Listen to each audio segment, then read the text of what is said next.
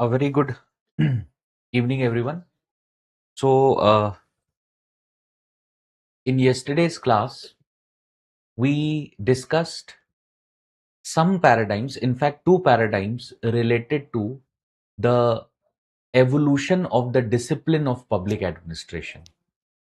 Now, what we'll be doing today is first, what we'll do is we'll take 5 minutes to revise what we had discussed yesterday.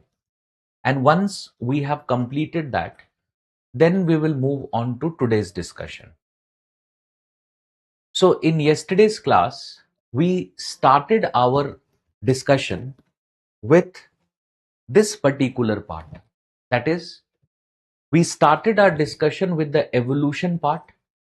And in the evolution part, first thing that we understood was that public administration is to be understood as an activity as well as a discipline. And as an activity, public administration is as old as the very concept of state, because the activities that no public administration, as soon as the state came into being, there would have been certain activities, and those activities would have been, those activities would have been performed by administration. State, under the state, the activities performed, that is what that's how we look at administration. So when it comes to the history of public administration as an activity, that history goes, it goes back to the very concept of the very beginning of the concept of state. So it is very old. However, when we talk about public administration as a discipline, the discipline of public administration is not that old, and its history goes back only approximately 140 years.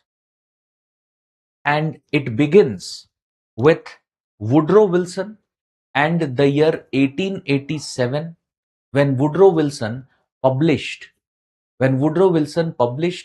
his essay, The Study of Administration. And this study of administration is what marks the beginning of the discipline of public administration. Clear? Now, after which we moved on to this part where we understood that public administration, it's not that Woodrow Wilson was the very first scholar to talk about public administration or to contribute to it. No, there were earlier developments as well, like Kautilya's Arthashastra. And Kautilya's Arthashastra that was there, Kautilya's Arthashastra was considered to be, what? It was considered to be one of the very first, very first, you can say, no, writings or books or thesis on public administration. But there were other contributions also coming from Aristotle, or for that matter coming from other thinkers as well. And there was a group in the 15th 16th century, the group called Cameralists. And this group, Cameralists, also contributed to the field of public administration, to the study of public administration. Otherwise, when we talk about the evolution of the discipline can be categorized into these, these 5 paradigms or these 5 phases. And the discipline of public administration starts with the phase of dichotomy.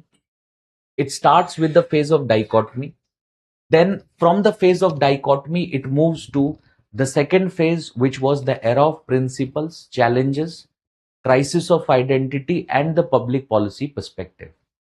In fact, we discussed the first paradigm where we talked about the year 1887, and we discussed that how in the year 1887, in the year 1887, the study of administration, the essay which was written by Woodrow Wilson was published, and how this essay was the result of a comparative analysis of what happened in no what happened, the comparison that Wilson took up with related to administration of US in comparison to the Western European countries. And he thought no when he made this comparison, he understood that there was a lack of efficiency, and in order to bring about efficiency, what he did was, in order to bring about efficiency, he introduced the dichotomy concept where he talked about separation of politics from administration. Now, this dichotomy concept, no, for the very first time, talked about separation of administration from no politics. He specifically gave the reason for this separation, where he said that there is a need to separate it because the domain or the field that these two belonged to were different. The domain of administration was policy implementation, whereas the domain of politics was policy making, and therefore there was a need to separate that. Because of his dichotomy idea, Woodrow Wilson was called as the father of public administration. He was called as the father of public administration. After which, we also understood the second paradigm, which was the paradigm of era of principles. And during this during this particular paradigm, the era of principles, the the scholars of public administration believed that there are certain principles of administration. There are certain principles of administration, and these principles are universal principles, and the application of these principles does what? The application of these principles brings about economy, efficiency, and effectiveness. That is the three E's. It brings about the three E's. They believed that these principles are applicable to all kinds of organization, not only to the public administration. It was applicable to private administration, it was applicable to non-governmental organizations. So they believed that these principles were universal in nature. Okay, so they believed that these principles were universal in nature, and that is the reason why we concluded that because of this belief, because of this belief, the scholars who talked about these principles failed to differentiate between public and private administration. And because of this failure, we ended our discussion yesterday with this very concept, that is, the public aspect of public administration was virtually dropped during this particular era. Okay, this is what we had discussed. Now, before we move on with our discussion for today, if you have any questions related to what we talked about yesterday, first we will begin there. First, we will look at your questions, and if you have any questions, you can ask me, then we will move on. Okay. Yes, a very good evening to all of you. Let's begin our discussion for today, starting with the questions that you have related to yesterday's class. Oh no, once we are completely done with the questions, only then we will move on. So do you have any questions? Does anyone have any questions?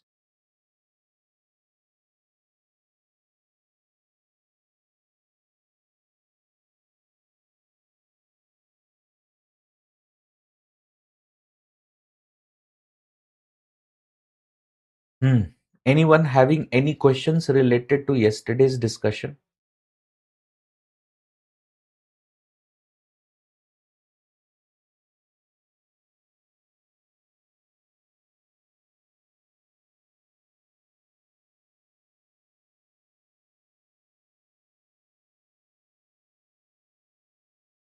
No doubts?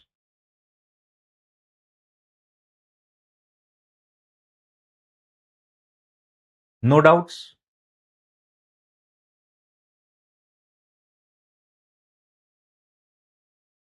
Okay. So we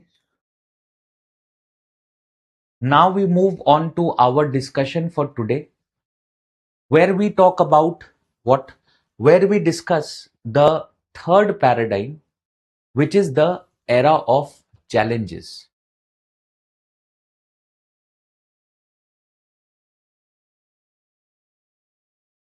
The era of challenges during this particular period, that is 1938 to 1947. Okay, there is a doubt. Let me first address this.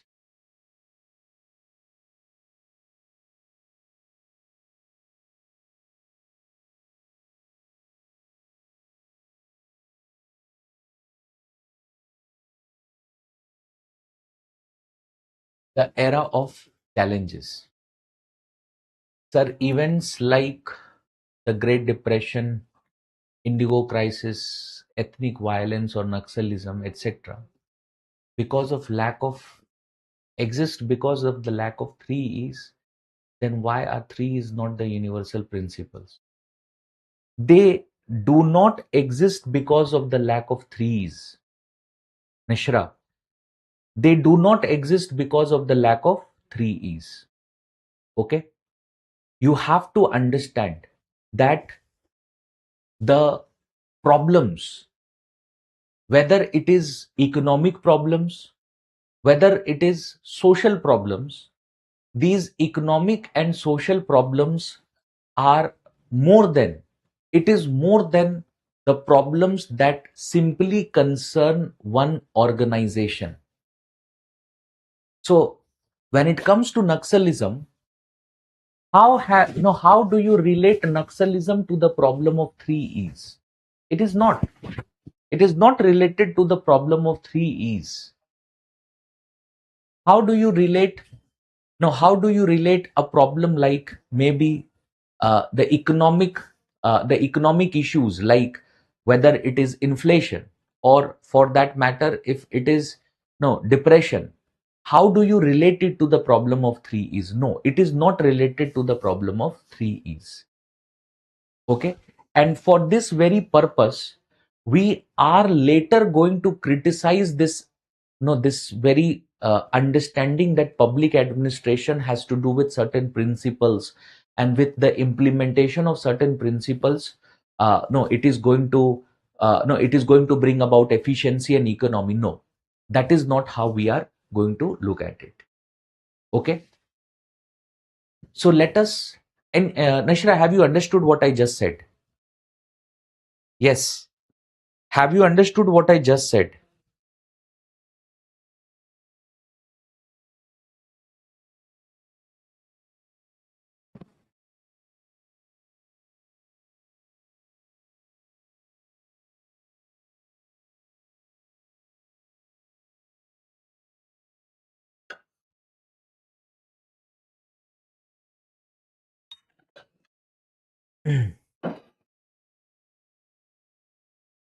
Have you understood this?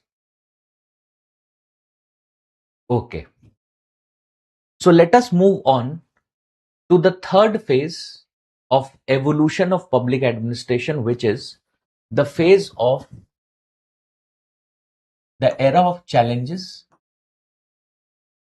And this era of challenges, the timeline for this era of challenges is 1938 to 1947. Now, till this particular point, that is before the era of challenges, public administration as a discipline has two important pillars. Two important pillars. Can you tell me what are those pillars? Who will tell me what are those pillars? I'm repeating my question. My question is that till this particular time, that is before the era of challenges, there are two important pillars of public administration as a discipline. What are those pillars? What are those pillars? Who will tell me this?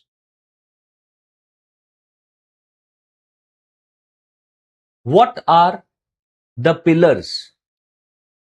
Universal and predictable? No. Universal and predictable are not the pillars. Dichotomy and principles.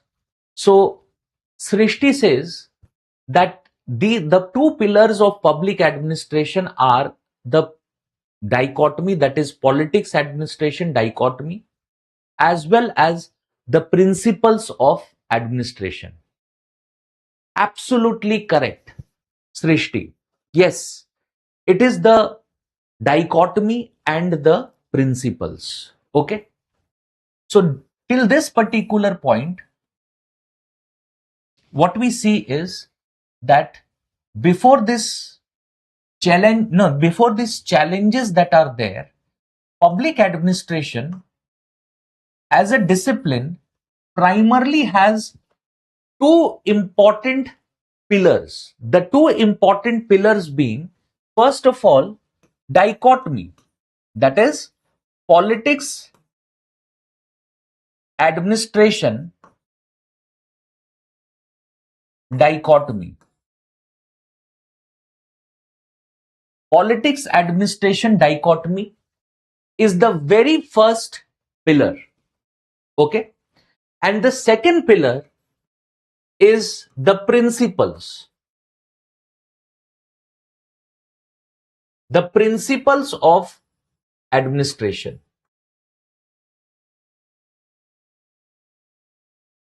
What I mean is that these are the two theoretical bases on which the discipline of public administration is based.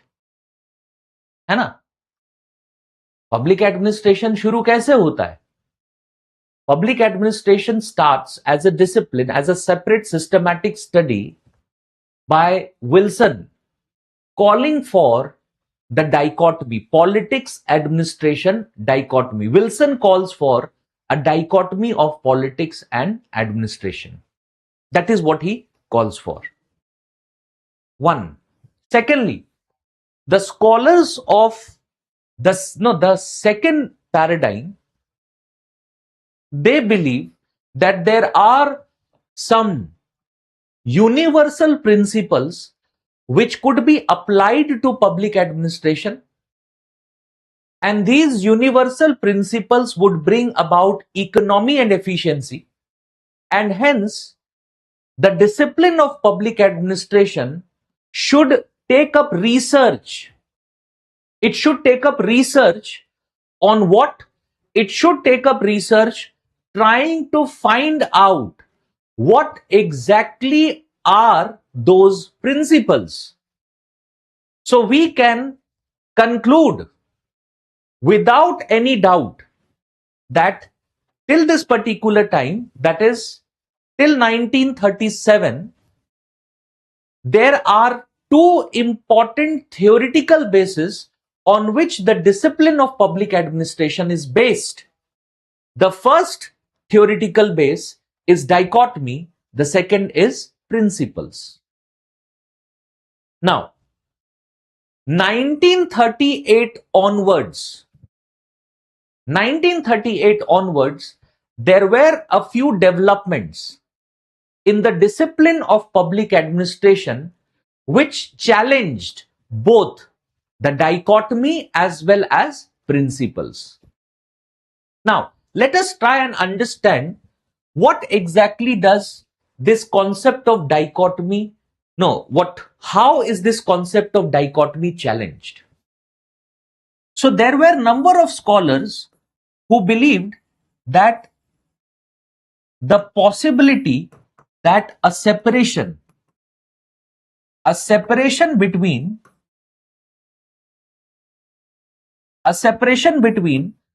politics and administration is not possible.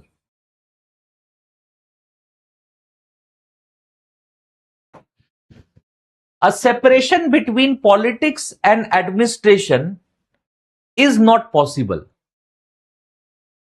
It is not possible.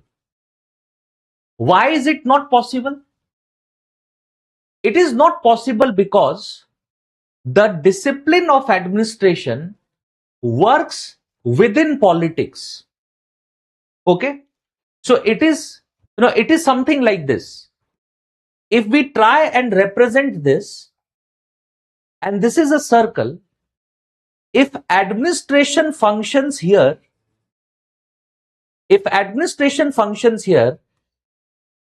administration has a very close association with politics.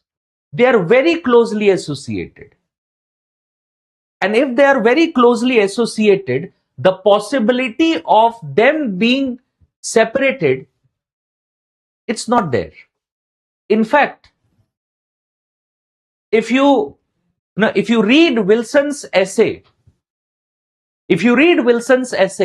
you will find that even Woodrow Wilson agreed that the possibility of a complete separation between politics and administration not possible.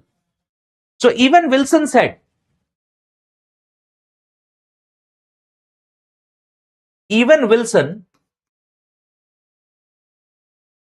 was of the opinion that a complete separation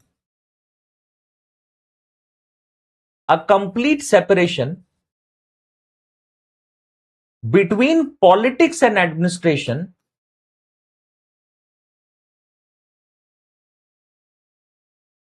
is not possible. A complete separation between politics and administration is not possible. Even Wilson believed in that idea. So someone who gave the concept of dichotomy, in his essay where he gave this concept, later on, himself in the very same essay is of the opinion that dichotomy is not a complete separation, or a complete dichotomy between politics and administration is not possible. And if you look at it from a practical perspective, in a practical aspect, how have we seen what is administration? So if we believe in the same idea which Wilson believes in, the same concept, let's try and understand. So Wilson believed what? Wilson believed that public administration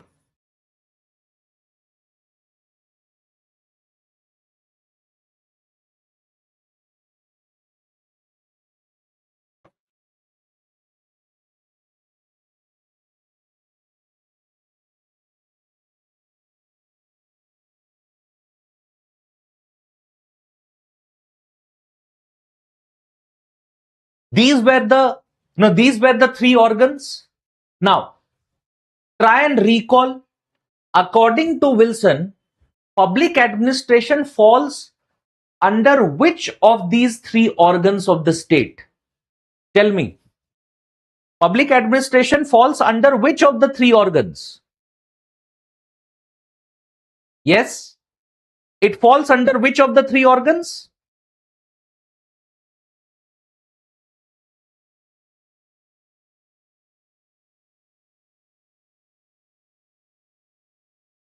Under which of the three organs does it fall? Yes, it is, of course, the executive. It is the executive organ. under which public administration falls, meaning that public administration is a part of the executive organ of the state or executive branch of the state. But the executive branch itself has two kinds of executive. First is the temporary executive. The temporary executive, and by temporary executive, I mean the political class. By temporary executive, I mean the political class. And then you also have the permanent executive. Permanent executive. And the permanent executive comprises of whom? So the permanent executive comprises of the bureaucratic class, and the permanent executive functions within the temporary executive, within the jurisdiction of the temporary executives. So even if we look at it from a practical perspective, also, the separation is not possible, because the institutions, that is the political institutions that are there, they work in close association with the bureaucratic institutions, or the other way around, that is the bureaucratic institutions work in a very close association with the political institutions. Now, if this is the case, how is it possible to separate or to talk about dichotomy between politics and administration? And therefore, we cannot say that this is possible, it is disagreed. Okay? So practically it was disagreed, practically it was complete, the concept was challenged. Even Wilson agreed to the idea that a complete separation between executive and a separation between the politics and administration is not possible. Even Wilson argued that. And even during this particular period, that is 1930, 1930s, 1940s, in the 1930s and in the 1940s, public administration, there came a very important development. What was that development?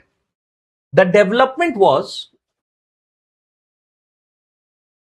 the development of something called as the ecological approach. The ecological approach. Okay? This was something which emerged in the 1930s, in the 1940s, in the discipline of public administration, the ecological approach. Now, what is this ecological approach, and what does the ecological approach advocate? The ecological approach advocates that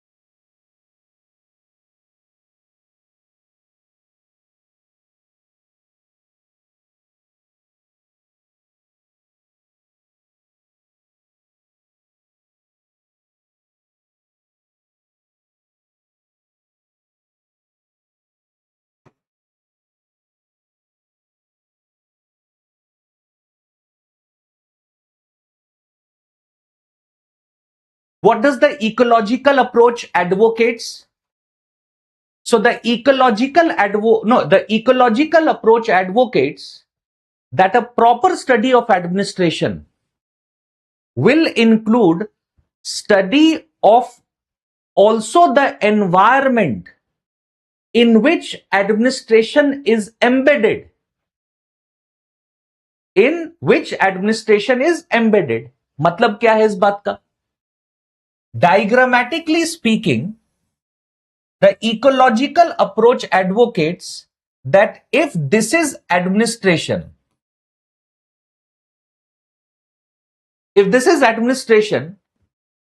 administration cannot be studied in a vacuum. You cannot just study administration. And this approach to the study of administration is not correct. What you need to do is, you need to study administration embedded in an environment. You need to study it embedded in an environment. And what is the environment of administration? The environment of administration always will include politics. It would include the social environment. It would include the economic environment. The economic environment, or for that matter, the technological environment in which administration works. So all of this, the ecological approach believes that all of this influences administration. They influence administration, and at the same time, the administration also influences them. A two-way role or a two-way exchange happens between administration and the environment in which administration functions. So if this is the case, can we separate politics from administration? No. So the ecological approach does what? The ecological approach rejects. The ecological approach rejects the dichotomy. It rejects the dichotomy. So what happens? What happens is that the first pillar or the first basis on which administration was, or the discipline of public administration was based, that pillar gets challenged. It gets challenged. That no, we cannot agree to dichotomy, and dichotomy does not exist. A dichotomy between politics and administration does not exist. Yes. Is this understood? Is this understood? Yes or no? Tell me. Is this understood? The very first part. Is this understood? Before we move on to the challenge of the principles of administration, can we agree to this idea? No. The concept of ecological approach was not presented by Wilson. Okay, Wilson did not present the ecological approach. Ecological approach developed, and there were number of other scholars who contributed to ecological approach, but Wilson was not one of them. And you are absolutely correct that Wilson talked about dichotomy. Wilson was the individual who introduced the idea of dichotomy, but in the same essay in which he introduced the idea of dichotomy, he also said that a complete separation between administration and politics is not possible. A complete separation between the two is not possible. He also mentioned that part. So both of these ideas were presented by Wilson himself. Dichotomy and also the very concept that a complete separation between them is not possible. Both of this was presented by Wilson himself. Is this clear, everyone? ठीक है? Was Wilson there to agree with this, or was this just upright rejected? What was rejected? Dichotomy was challenged. You will not say that it was uprightly rejected. Dichotomy as a concept was challenged. Clear? It was not uprightly rejected. If it would have been uprightly rejected, how would we consider? How would it? No. How would we consider that? No, the very discipline of administration started because of dichotomy. Clear? Okay. Now coming to the principles of administration. Now, even the principles of administration was challenged. And what were the grounds of challenging the principles? Something that we talked about yesterday also. What did we say? When we were concluding yesterday's discussion, we said that the principles of administration assumed what? They assumed that public administration is a science. Public administration is a science, and along with this, they assumed that the principles of administration, the principles of administration, along with public administration being a science, the principles of administration that were there, these principles of administration were scientific principles. Scientific principles. Okay?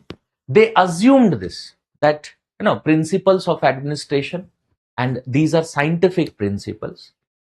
And yesterday we also talked about what are the basis of considering something to be a science. And for the principles to be considered as a science, they have to do what? They have to suffice two important things. What were those? First, they had to suffice that these principles were universal. And secondly, these principles were predictable.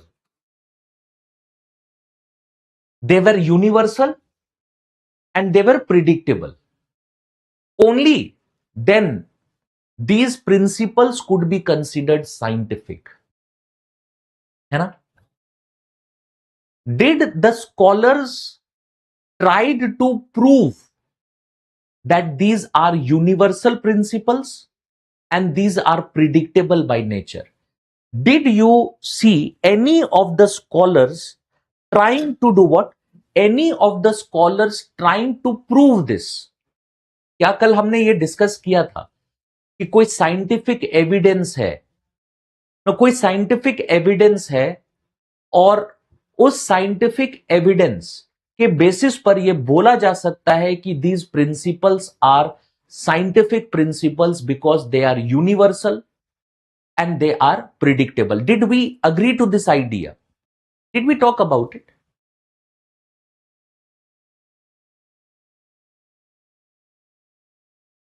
No, because none of the scholars, when we talk about principles,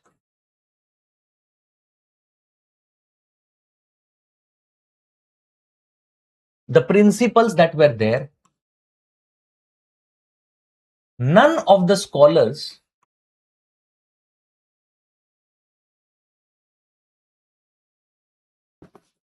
who advocated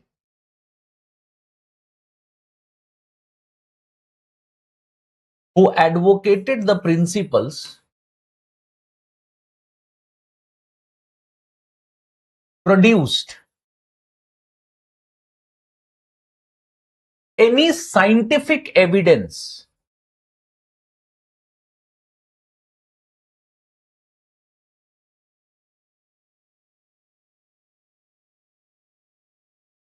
None of the scholars who advocated for the principles, none of those scholars proved that such principles, no, they did not back it with any scientific evidence. No scientific evidence.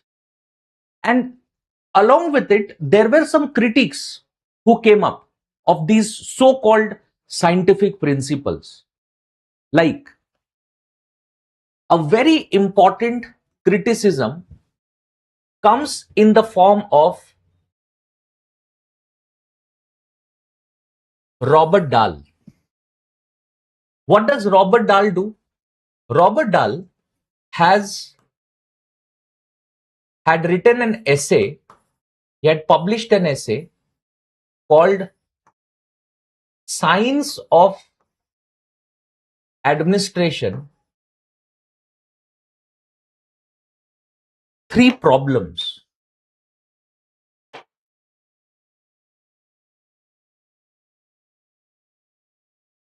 I will dictate all of this. Don't worry about it. The focus here should be on understanding. Okay? Because, see, when you are coming to the class, your focus should be on not missing the concepts. Okay? So that these concepts become so easy for you that once you go back and revise this, you are automatically able to retain every part of what we have discussed in the class. ये सबसे जरूरी है. Specifically, when it comes to public administration as an optional, है ना?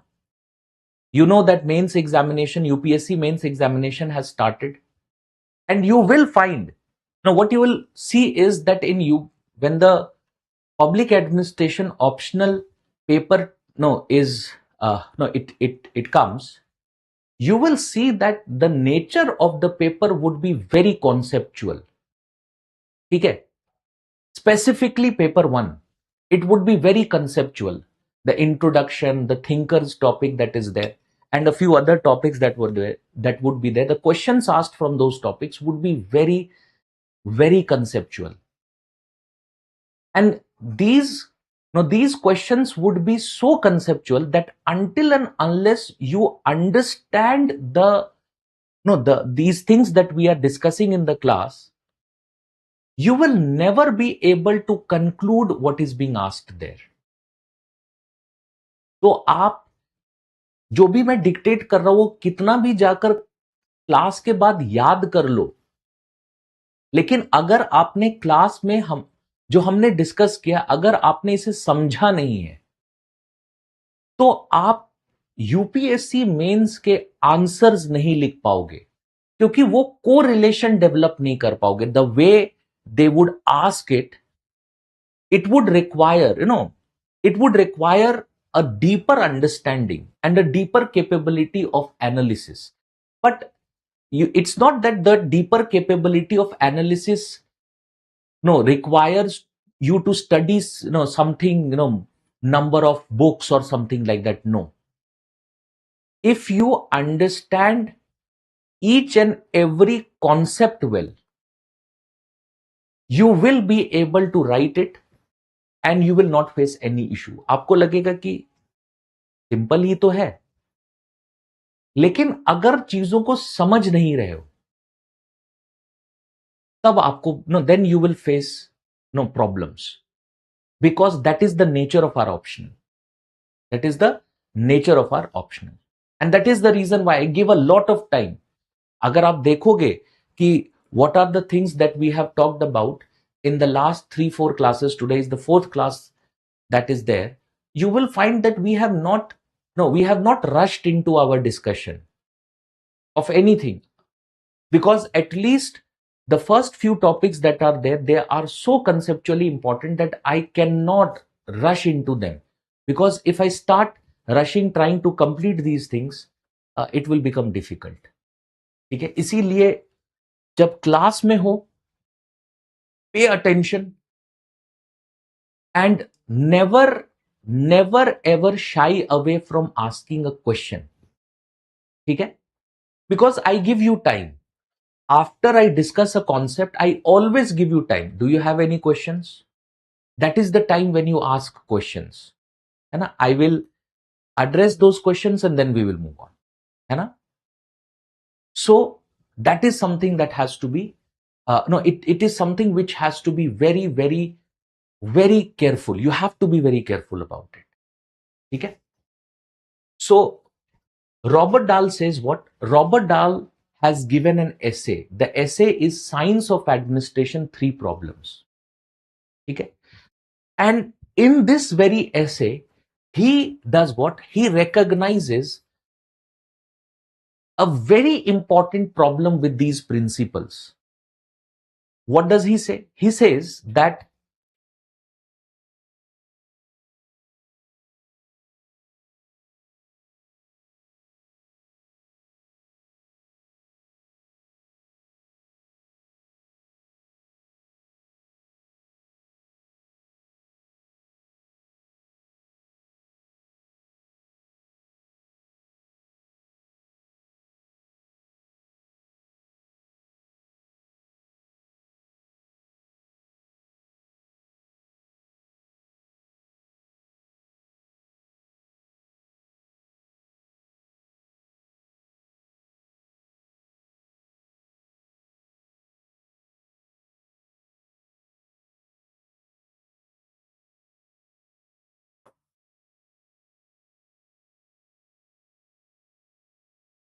distant, or it remains a distant dream until the study of administration is comparative. Until the study of administration is comparative. What does this mean? How is this a criticism of principles? Because the so-called principles, because the so-called principles of administration, the so-called principles of administration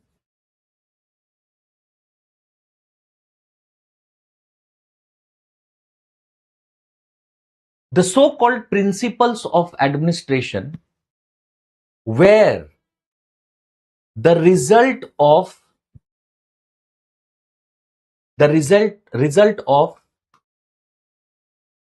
study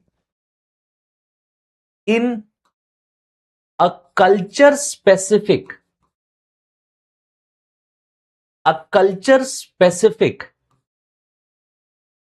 environment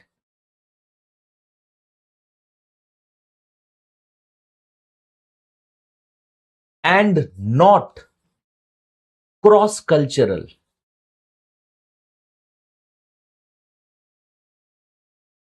It was not cross cultural. What is being said? First is the essay written by Robert Dahl. And in the essay, Robert Dahl claims that until and unless the study of administration, public administration, is comparative, the goal of science remains a distant dream. It remains a distant goal. It remains a distant goal. Now, these principles that were there, these principles were the result of the study of whatever was going on in America. And there was never an attempt made to study any other culture or any other environment and test these principles. There was never any scientific test evidences that were sought related to these principles.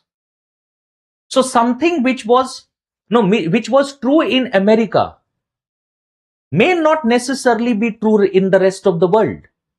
It may not necessarily be true. So if you consider that, okay, public administration No, the principles that are there, the principles of administration, they are science. You have to test these principles. You have to test these principles in America as well as other cultures. And once you have the same results, only then you can claim universal and predictable principles. But without any such test being done, a claim was made, which was that these principles of administration are universal, they are predictable, they are therefore scientific. Robert Dahl criticized it, said, no, this is not how you claim it to be scientific. That is not the basis of claiming it to be scientific. Clear? That was something that was basically taken up. So one criticism that came for the principles, the so-called scientific principles, came from scholars such as Robert Dahl. But at the same time, he was not the only one to criticize this. He was not the only one. In fact, another scholar, Herbert Simon,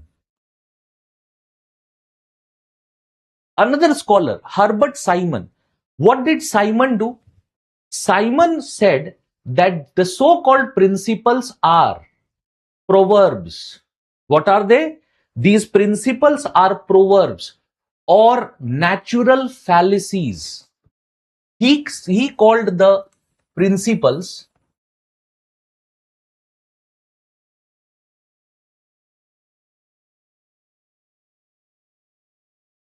to be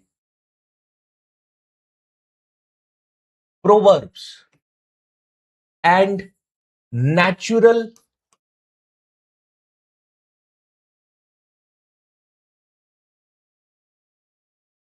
he called it to be proverbs and natural fallacies. Meaning what? Meaning that these principles were not literally true. Proverbs का मतलब क्या होता है? Proverbs Hindi में इसे मुहावरे बोलते हैं. आपने सुना होगा कि जो मुहावरे होते हैं वो लिटरली ट्रू नहीं होते. दे मीन समथिंग एल्स, है ना? They mean something else. जिसकी लाठी उसकी भैंस, इसको literally this is not true. What it means is something else, है ना? भैंस के आगे बीन बजाना, it does not, it is not literally true. The meaning of it is something else. So what Simon wanted to say was that these principles, they may be termed by the scholars as scientific principles, but they are not. He simply said that these are not scientific principles because they are not based on real human behavior. They are based on assumption of human behavior. आप assume कर रहे हो कि humans are always going to behave like this, but that is not what happens in reality. Human beings are not machines. Human beings are not machines. And because human beings are not machines, that is the reason why human beings, the behavior of human beings cannot be predictable. So when you assume behavior of human beings, and you, based on that assumption of behavior, you have come up with these principles, this may not necessarily be correct. So he has simply disagreed with the principle, calling them as proverbs or natural fallacies, because he believed that these principles lacked scientific evidence. In fact, he went to an extent wherein he called it as unscientific principles. He called them as proverbs, natural fallacies. ठीक है? So by 1937, no, or you can say the two important pillars of public administration from 1937 onwards, both the two pillars were criticized. They were criticized, they were disregarded as being right pillars for the discipline of public administration. ठीक है? Is it clear? Yes. Is it clear, all of you? Before I dictate the era of challenges, before I dictate this era of challenges,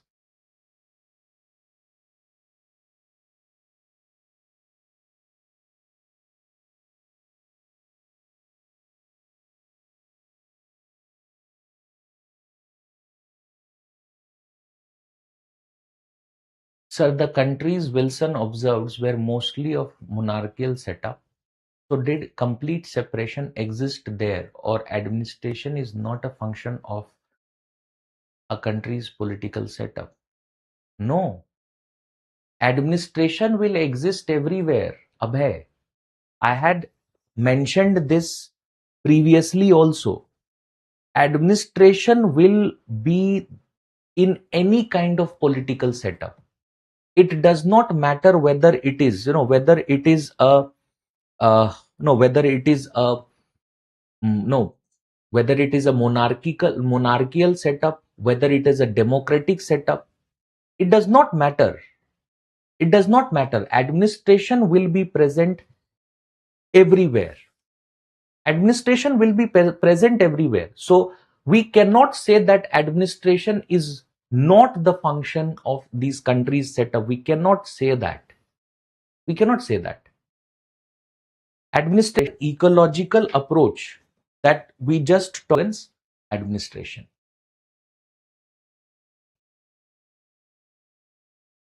Yes or no? Clear? Okay. So please write this down before we move on. Write this particular write this particular era, and then we will move on to the next era. The main theme, era of challenges, within this write down, the main theme during this particular stage,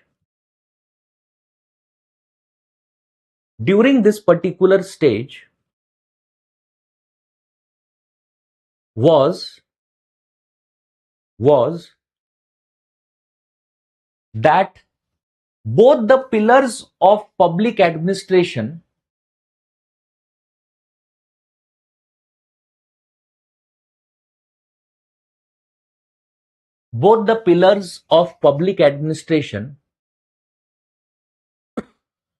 were challenged.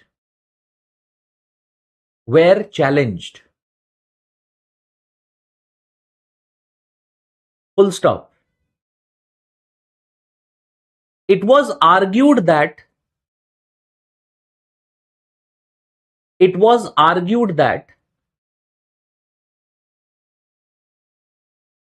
administration cannot be separated from politics. Administration cannot be separated from politics. Cannot be separated from politics because of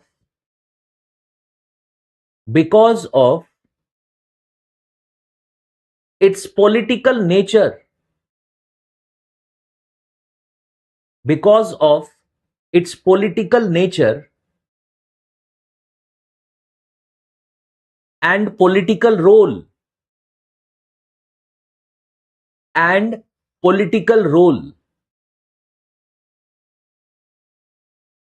Full stop. Full stop. It was argued that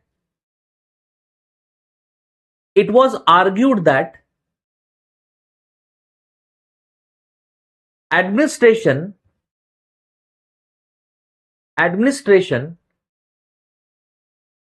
cannot be studied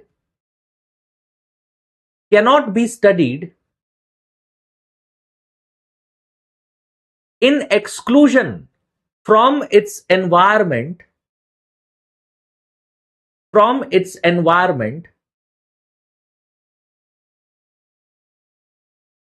and it needs to be studied It needs to be studied. It needs to be studied as it needs to be studied as embedded in its environment. Embedded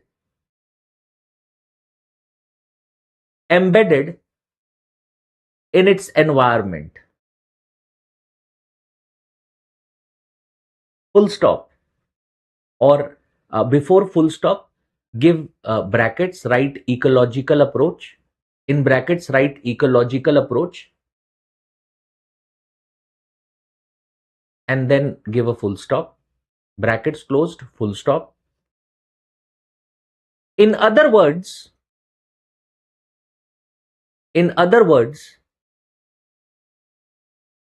the idea of politics administration dichotomy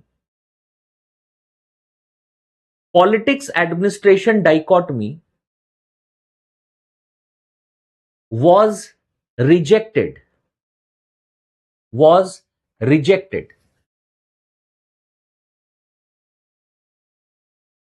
Full stop.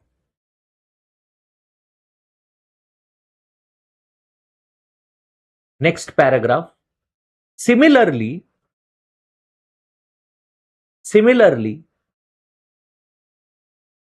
the principles of administration was challenged. Principles of administration was challenged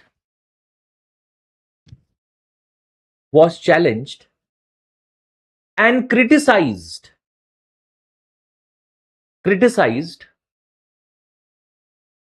on the grounds of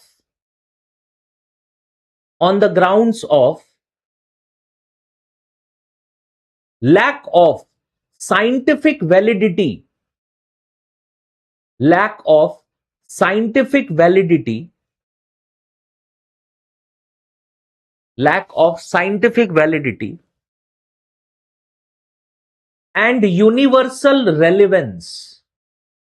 and universal relevance, were criticized.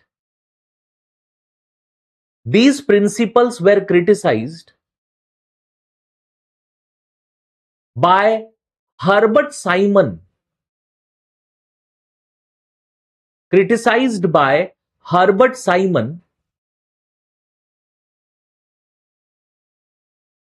And under inverted commas you will write proverbs.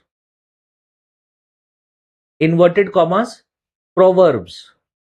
Inverted commas closed. And again under inverted commas, natural fallacies,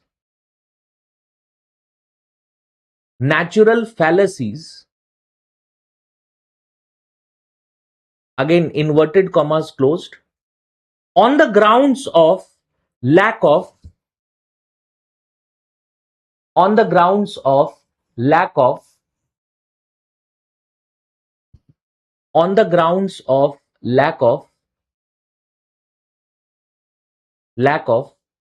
scientific evidence, lack of scientific evidence,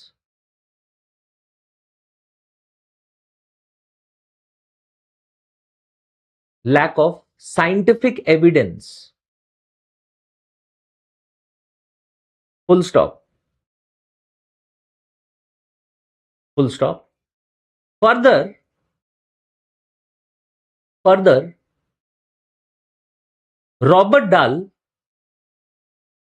Robert Dahl, D-A-H-L, Robert Dahl, in his essay,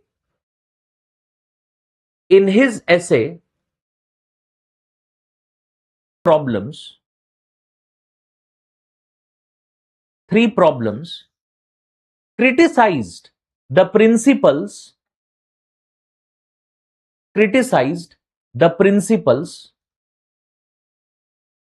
for lack of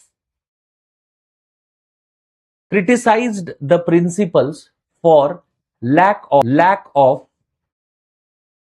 comparative studies. Comparative studies.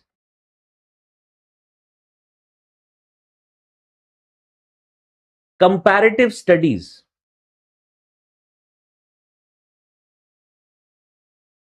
Full stop. Clear?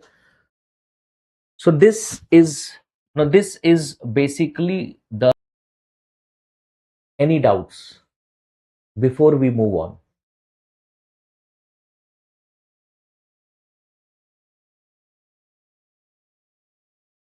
Before we move on, any doubts?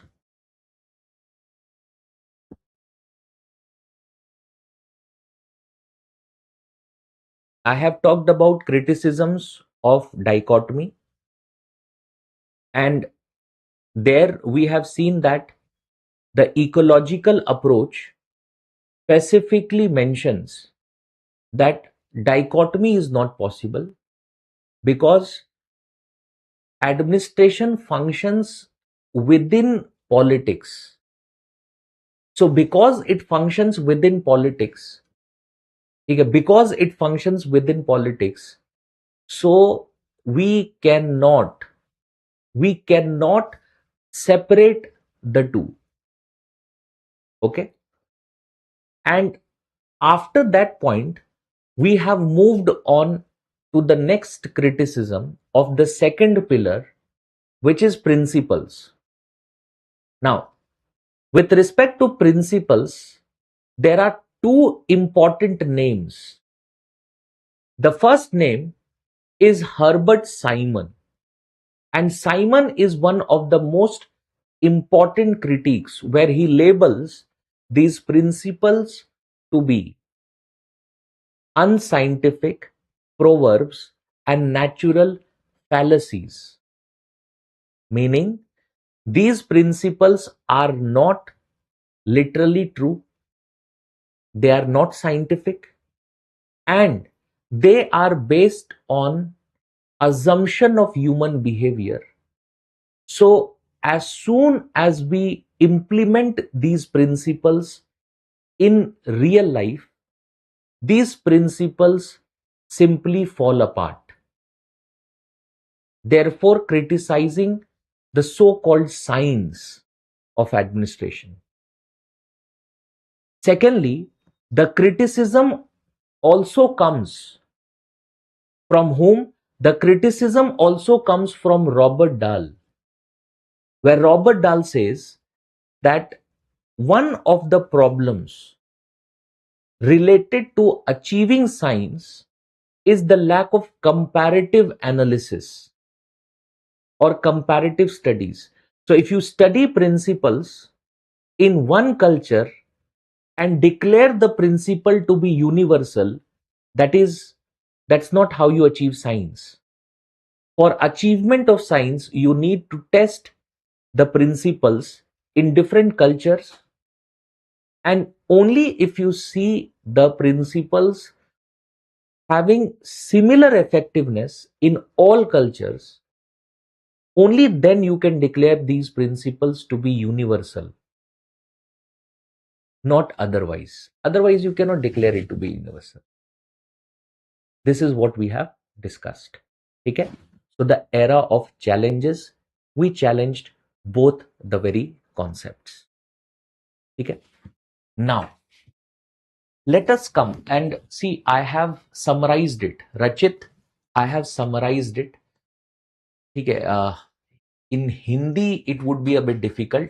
ठीक है, क्योंकि देखो एक बात आपको समझना पड़ेगा कि whenever we are reading optional, ठीक है, आपने जो भी जितने भी जैसे आज 4th क्लास है तो आपने ये बात बहुत ही ये बात आपने गौर किया होगा कि there is a very specific terminology that we use, no, very specific language that we use in public administration, है ना? हर ऑप्शनल में ये होता है, हर ऑप्शनल के अपने टर्म्स होते हैं, हर ऑप्शनल का अपना लैंग्वेज होता है, आप उसे बदल नहीं सकोगे और आपको बदलना भी नहीं चाहिए। तो जैसे मैंने डाइकोटमी की बात की है, तो मैंने टर्म हमेशा डाइकोटमी यूज किया है। मैंने सिर्फ आपको एक्सप्लेन करने के लिए ये बताया है कि इसका मतलब सेपरेशन है, लेकिन मैंने सेपरेशन यूज नहीं किया है term. I always use the term dichotomy. Why? Because when you're writing it there, you're supposed to write dichotomy, not separation. You're supposed to write dichotomy because you will be marked on this. You will be marked on this. If you no, if you write separation and you don't write dichotomy, if you write that Wilson advocated separation between politics and administration, but you don't write politics administration dichotomy, तो examiner आपको लेकर एक perception create कर लेगा कि he is not very clear with the concepts and he does not necessarily have command over terminologies. ठीक है, तो आपको वो टर्म्स याद रखने ही रखने। आप देखो, प्रोवर्ब्स, नेचुरल फैलेसीज मैंने इन्वर्टेड कॉमर्स में लिखवाया है, and you have to learn it in the same manner. So when you are criticizing principles, you are supposed to write the name of Herbert Simon, and you're supposed to write that he used the term proverbs or natural fallacies to criticize principles. है ना? You have to be very careful related to the language. ठीक है, तो जहां तक Hindi use करने की बात है, I know of course we can communicate in that manner, but remember that because public administration requires a very very important command that you have over your language, so we should always prefer the English language rather than the discussing or in any way writing or trying to understand, process your information in Hindi. Don't do that. If you process your information, ठीक है, आप जो पढ़ रहे हो, when you process it in English here, you will remember it as it is. If you try and read it, you process it by understanding it in Hindi using of terms which are Hindi, and then you try and learn it, तो फिर दिक्कत होगी आपको। ठीक है, तो ये बात ध्यान रखना है। Okay okay, let's move on. Let's also discuss the next phase, which is the phase of crisis of identity.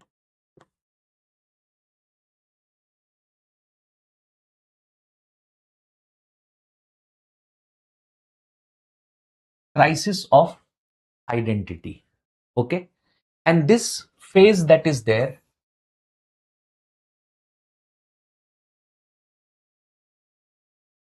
this phase continues from 1948 to 1970.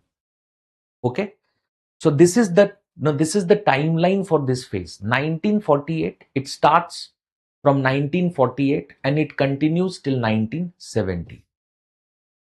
Now, what would be the reason for crisis of identity?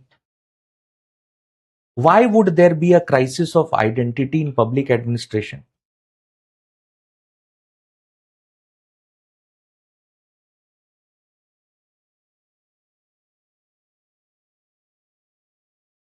Why would there be a crisis of identity?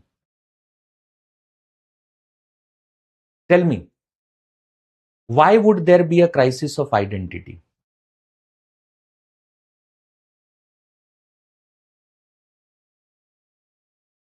It's, yes, of course, crisis of identity because both the pillars of public administration has been challenged.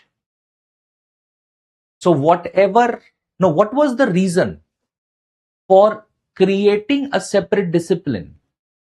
The reason for creating a separate discipline of public administration was that Wilson had advocated dichotomy, and on that basis, administration was separated from the discipline of political science because it was studied within the concept of political science before the dichotomy idea was presented, है ना? Dichotomy के concept को present करने से पहले administration पढ़ा जाता था और एडमिनिस्ट्रेशन को पॉलिटिकल साइंस के डोमेन में पढ़ा जाता था. It was studied with in the domain of political science, है ना? सो dichotomy was what was used to separate it, to create a separate systematic study, to create a separate discipline. But now the very reason for its separation had been rejected, which now meant that if it is not separate from politics, then we need a separate discipline. So why not then study administration as a part of the discipline of of political science itself? Why do we then need a separate discipline? है ना? फिर से repeat कर रहा हूं मैं.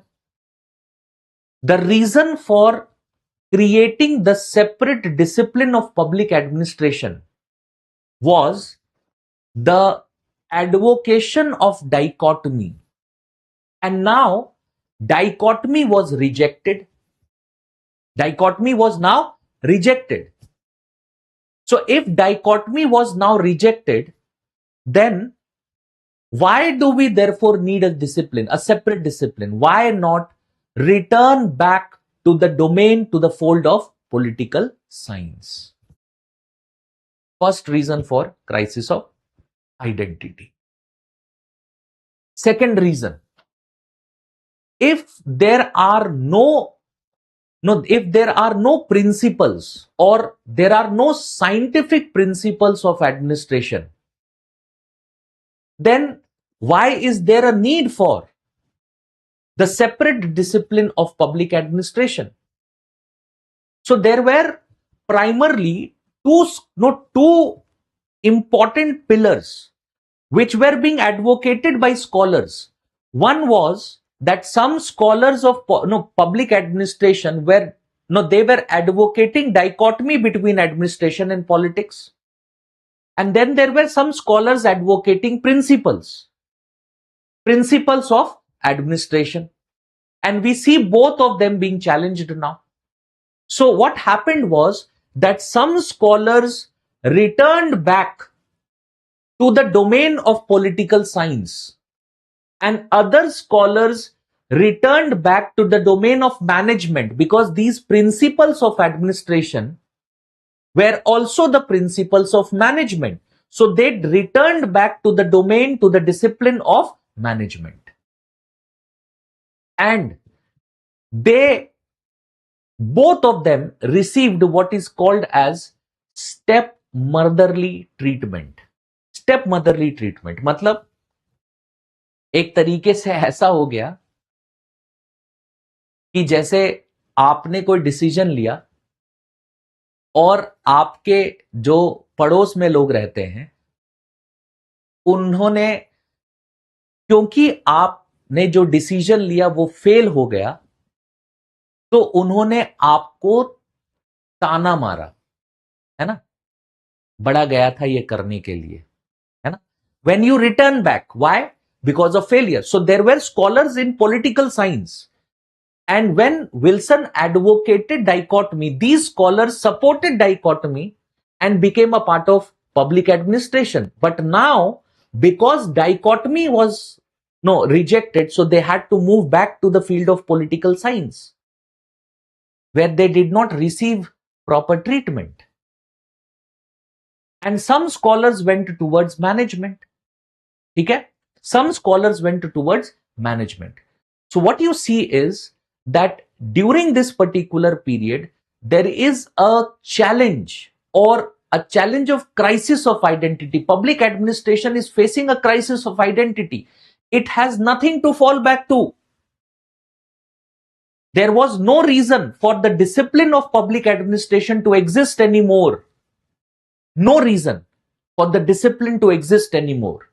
And that is the reason why the crisis of identity है ना, crisis of identity इस वजह से है.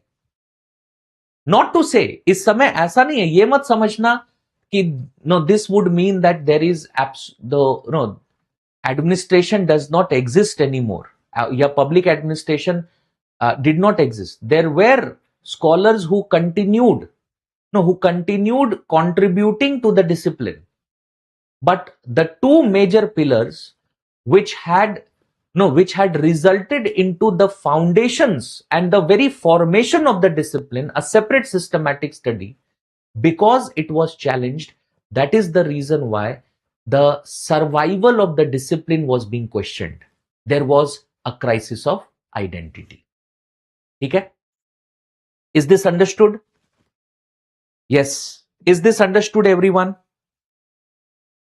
Is this understood, everyone? Before, no, if you have any problems, I would first I would first like to explain that and then move on.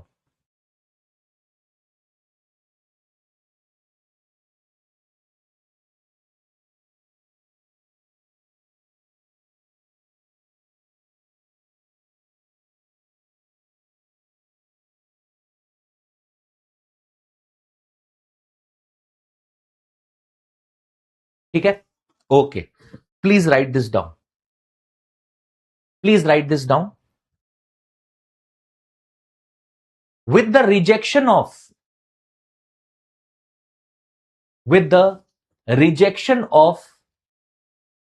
dichotomy, with the rejection of dichotomy and principles of administration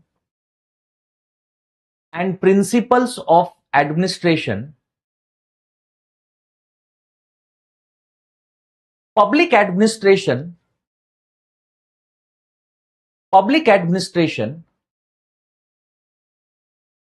suffered from the crisis of identity, suffered from the crisis of identity.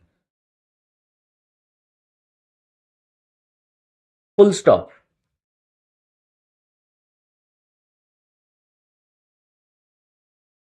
As a consequence, the scholars of public administration, as a consequence, the scholars of public administration reacted in two ways. Reacted in two ways.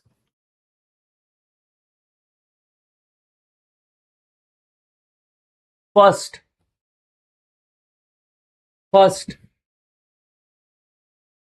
some of them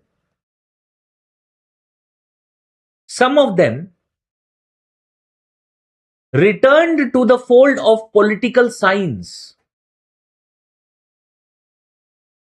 Some of them returned to the fold of political science, that is, the mother discipline of public administration. The mother discipline of public administration.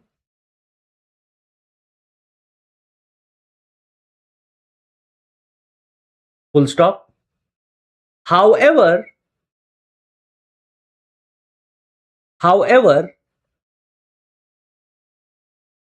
they did not receive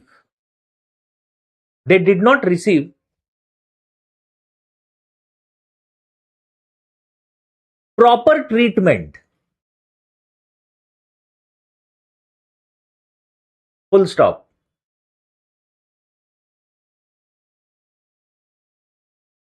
John Goss, John John Gaus, Goss, in his article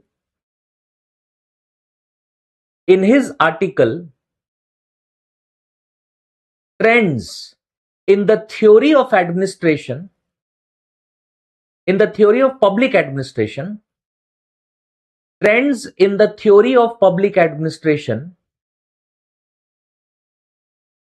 observed under inverted commas, a theory of public administration, a theory of public administration means in our times, means in our times, in our times, the theory of politics also, theory of politics also, full stop.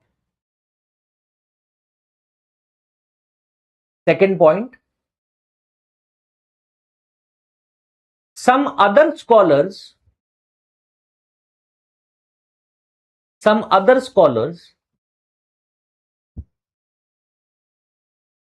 moved towards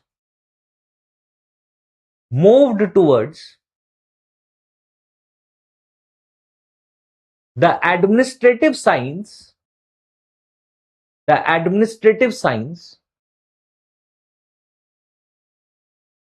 under inverted commas, you under bracket you will write management, management,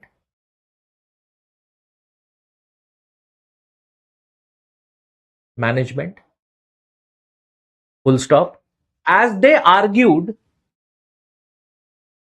as they argued,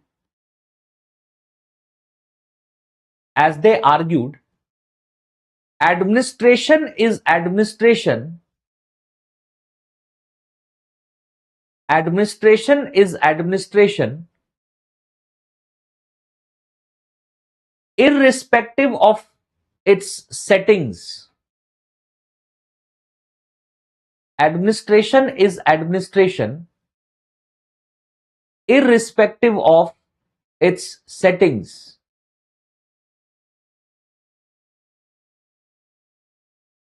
Full stop.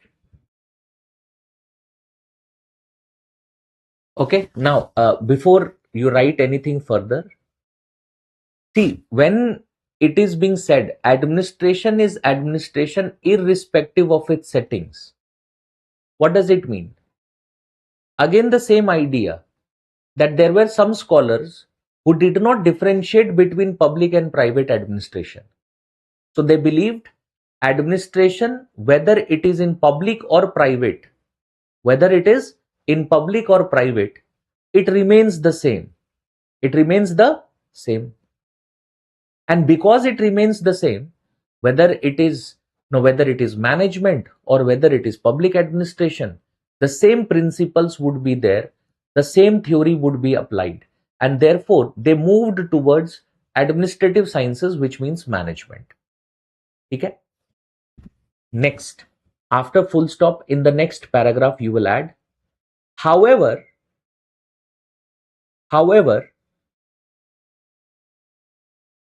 in both cases,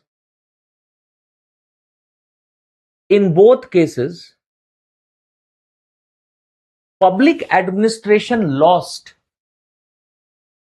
In both cases, public administration lost its separate identity. Public administration lost its separate identity. Its separate identity and distinctiveness, and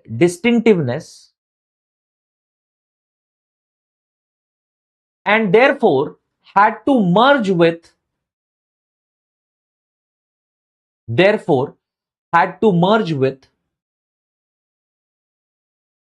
a larger field.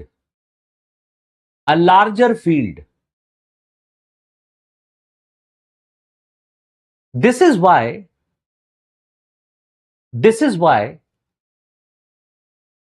this phase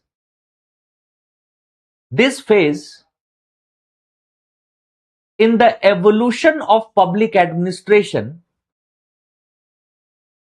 is called,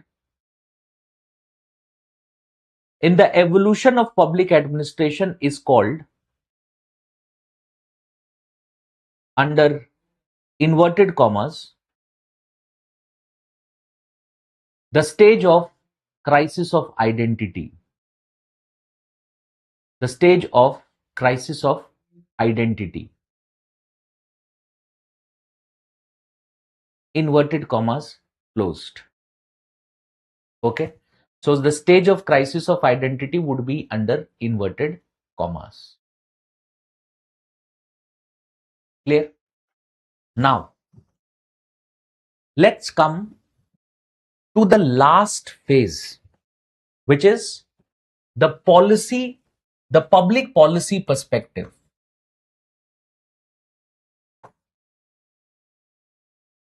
The public policy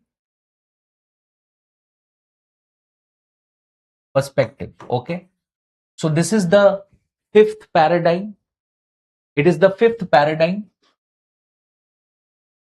and this continues from 1970 onwards.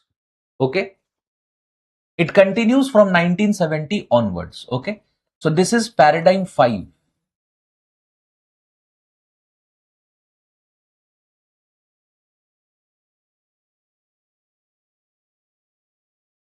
This is paradigm 5, public policy perspective, 1970 onwards. Clear? Now, this is a very, very important phase, because what public administration gains during this phase is the unique characters. No, it gains, it gains that unique characteristic, which differentiates, which not only differentiates administration with political science or administration with management, it gives true identity to the discipline of public administration. It gives public administration its true identity. That is the reason why this particular phase becomes very, very important. ठीक है? तो ऐसा क्या हुआ? What happened during this particular phase? See, in this particular phase, it was identified that there is one specific job or one specific one specific domain which could become the domain of public administration as a discipline. Despite the fact that there is, the dichotomy does not exist, but still the separation between politics and administration, or more importantly, administration as a distinct discipline, could emerge because of this. It could emerge because of this. That was identified. And what was that? As you can say, see in the name itself, public policies.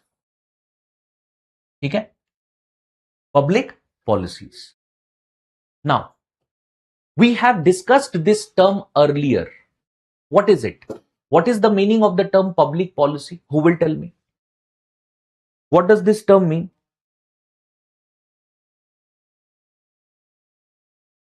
Have we talked about this term earlier? The term public policy. Yes, who will tell me? What does this term public policy mean?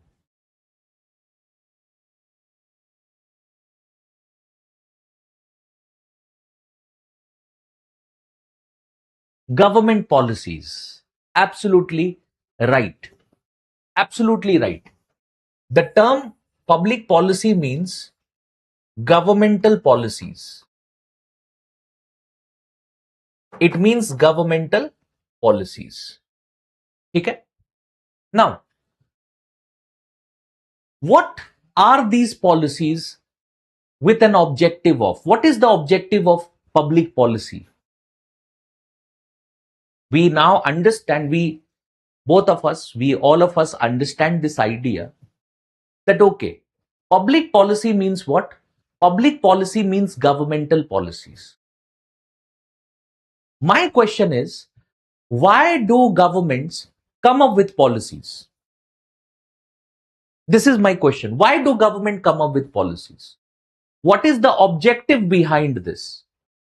What does the government gain by coming up with such policies? Welfare. Okay. Srishti says welfare, and so does Nashra also. She also believes in the very concept of welfare, that we gain welfare, or the government through these policies wants to achieve welfare. Abhay says public policies is how the government runs the state. Okay. Anyone else who would like to add anything here? Would you like to add anything here?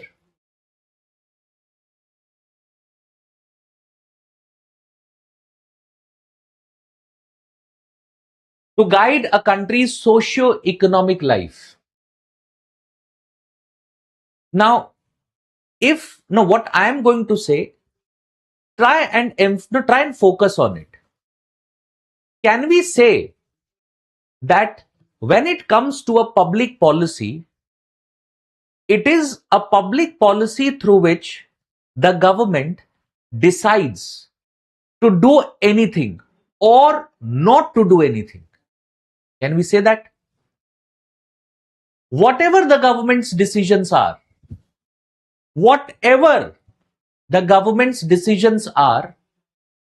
those decisions are categorized as a public policy. It is categorized as a public policy, which means every decision of the government is a public policy. It is a public policy. Okay. Now, if these policies are some goals, how are these goals to be achieved? So these goals would be achieved through, of course, public administration. So public administration would be responsible for achievement of these goals. Whatever the goal of the government is, whether it is the goal of welfare, or as Abhay says, running the state. So it would mean not just welfare, also other things, law and order, revenue collection, regulation of maybe certain institutions, along with welfare. All of this, which is the responsibility of the state, how is this responsibility achieved, or how this responsibility is discharged?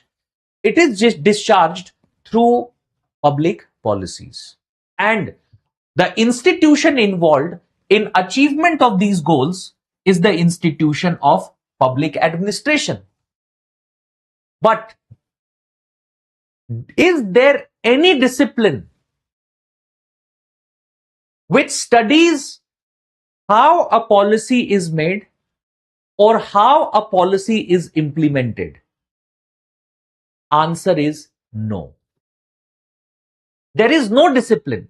Neither political science studies the process of public policy making, or for that matter, the process of its implementation. That's not studied by political science, nor does management study that.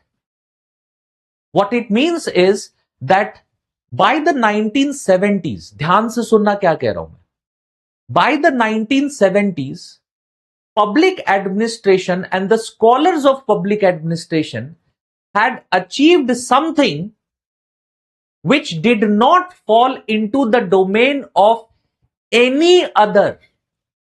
It did not fall into the domain of any other discipline, which was unique to public administration. It was indigenous to public administration, and therefore public administration now had something which it could study, and therefore it became a separate discipline. Okay? Now, with the adoption of public policy perspective, two things became very, very, very clear. What were those? First,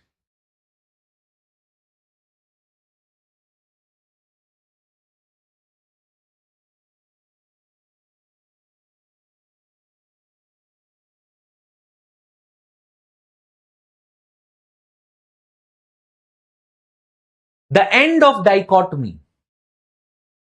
So now the dichotomy, the concept of dichotomy was over because policies were made by politics.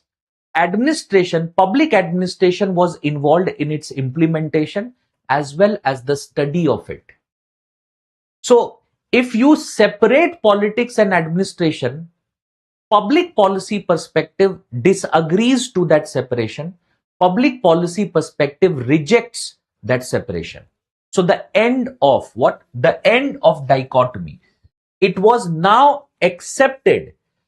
Politics administration dichotomy, politics administration dichotomy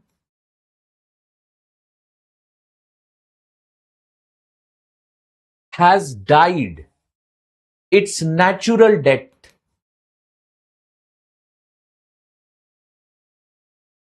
It has died its natural death.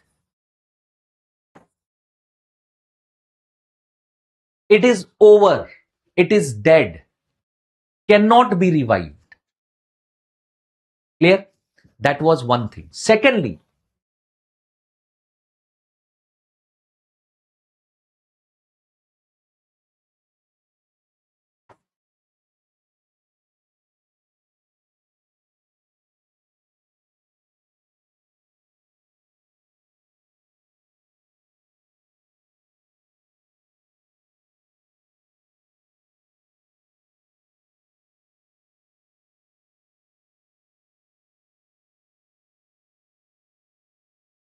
the programmatic or the instrumental character of public administration. Programmatic or the instrumental character of public administration. That is what is emphasized in public policy perspective. That is what is being emphasized. What does this mean? ये भी समझते हैं. See, when I say the programmatic character or the instrumental character, what does that mean? Public administration is an instrument which will be used to attain the goals. It would be the instrument used to achieve the goals of the state, goals of public policies. That is the instrumental character of public policies. Okay? That is the instrumental or the programmatic character. So now this has been agreed on that public administration is, first of all, cannot be separated from politics. So administration and politics cannot be separated from each other. Secondly, the instrumental or the programmatic character of public administration was emphasized in this particular phase. Meaning, public administration is the instrument to achieve the goals of the state. It is the instrument which will be achieved or which will be used so that whatever goals are prescribed in the policies, those goals will be achieved. And which institution will be responsible for achieving it? The responsibility lies with public administration. This is the public policy perspective. Okay? Please write this down. And while you are writing it, if you have any queries related to this, please please mention it also in the comment box.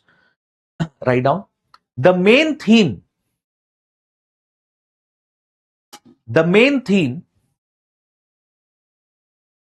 of this final stage, the main theme of this final stage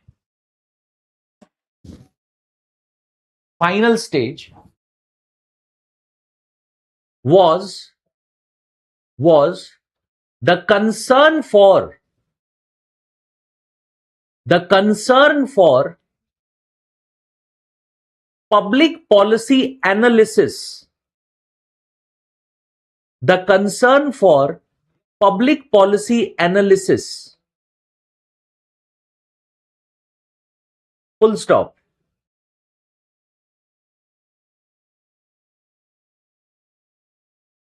Public policy approach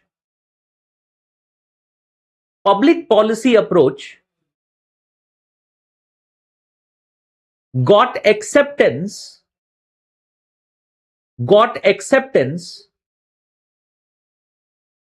in administrative analysis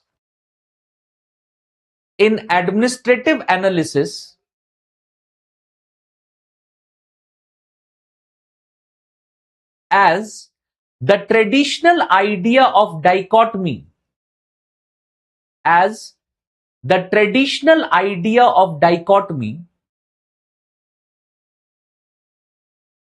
was abandoned.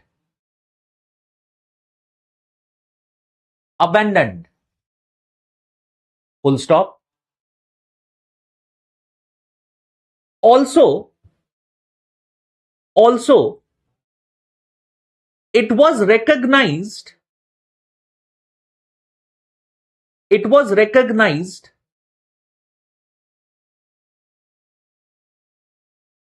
that the policy perspective of administration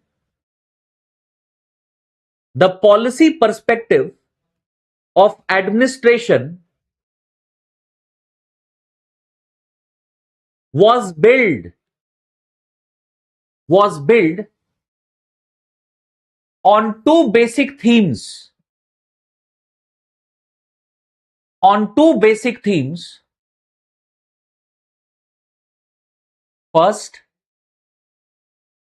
First,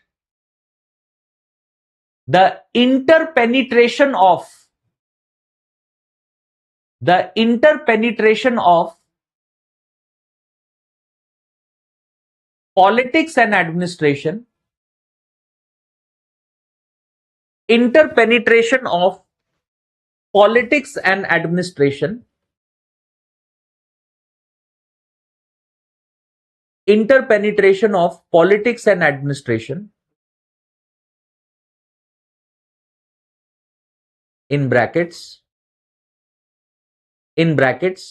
end of dichotomy.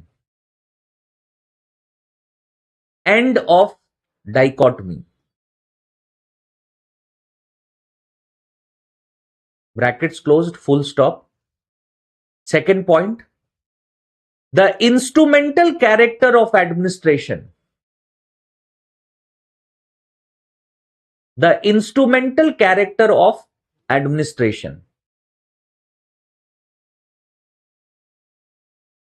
Full stop.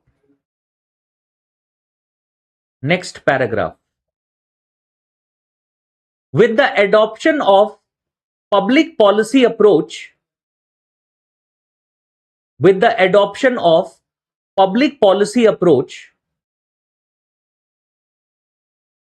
public administration has become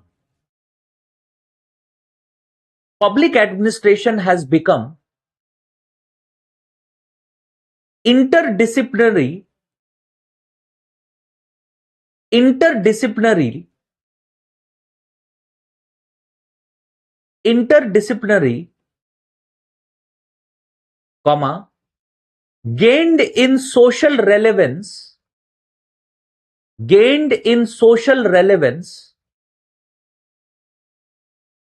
gained in social relevance and expanded in its scope. Full stop. Underline the last three things. That is, you have mentioned it has become interdisciplinary. So, no, underline that. Underline it has expanded in scope and gained in social relevance. Underline that. मतलब समझो, interdisciplinary का मतलब है it is something which also relates to other disciplines. So it relates to society, so sociology. It relates to economics, so no, so it's also related to economics. It's related to political science, of course. It is related to every field. Why? Because policies are, no, it could be of any nature. It could be of political nature. It could be of, maybe scientific nature, economic nature. So it is interdisciplinary. Gained in social relevance. Why? Because what is the purpose? The purpose of policies is to serve. It is to address the society. It is to serve the issue, no, concerns of the society. So it is socially relevant and expanded in scope. That means public administration becomes larger. Why? Because it is becoming more interdisciplinary. So the scope of the discipline, it expands. Okay, it expands. This is the three things that happen as a result of it. Okay. With this, we have completed our discussion on the first part of our discussion related to the evolution of public administration as a discipline. We will also be talking about another categorization tomorrow, but as of today, this is where we are going to end our discussion. Okay, please go back, revise everything that we have discussed. Very important. You would find that slowly and steadily the optional is getting what? It is getting complicated. It start the technicalities that are there. Now you will find that slowly and steadily those technicalities are visible. Okay? So what I want all of you to do is go back, revise everything well. Tomorrow when we meet, first thing that we do is first we look at the questions. If you have any doubts that are there, we will first address those and then we will move on. Now, someone during the class asked related to Zoom sessions. See, I always organize Zoom sessions and we will be discussing the PYQs. After we complete every topic, there would be a class that would be dedicated to PYQ discussion. Okay, so you will see how what we have discussed in the class, how relevant those things are for answering the questions that are going to appear in the examination there. Okay, so that's it for today. Thank you everyone for joining. Also on YouTube. Thank you everyone.